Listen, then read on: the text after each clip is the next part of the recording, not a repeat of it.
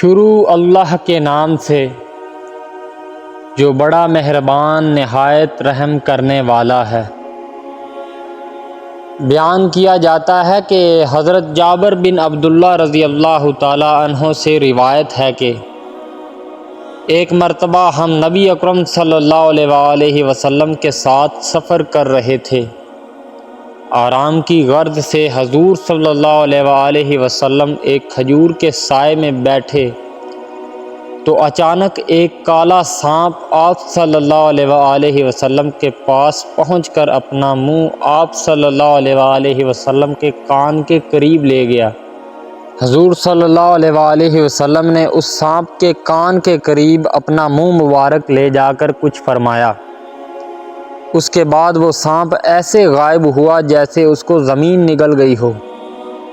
ہم نے عرض کی یا رسول اللہ صلی اللہ علیہ وآلہ وسلم، ہم اس سانپ کو آپ کے قریب دیکھ کر ڈر گئے تھے۔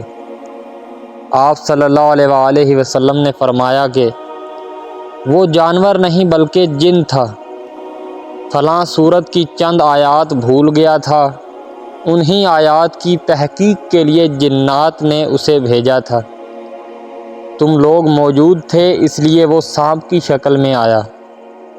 اس کے بعد حضور صلی اللہ علیہ وآلہ وسلم ایک گاؤں میں پہنچے تو وہاں کے لوگوں نے عرض کی یا رسول اللہ صلی اللہ علیہ وآلہ وسلم، اس گاؤں کی ایک خوبصورت عورت پر ایک جن عاشق ہو گیا ہے، اس نے اسے اتنا پریشان کر رکھا ہے کہ وہ نہ کھاتی ہے نہ پیتی ہے، بس مرنے کے قریب ہے۔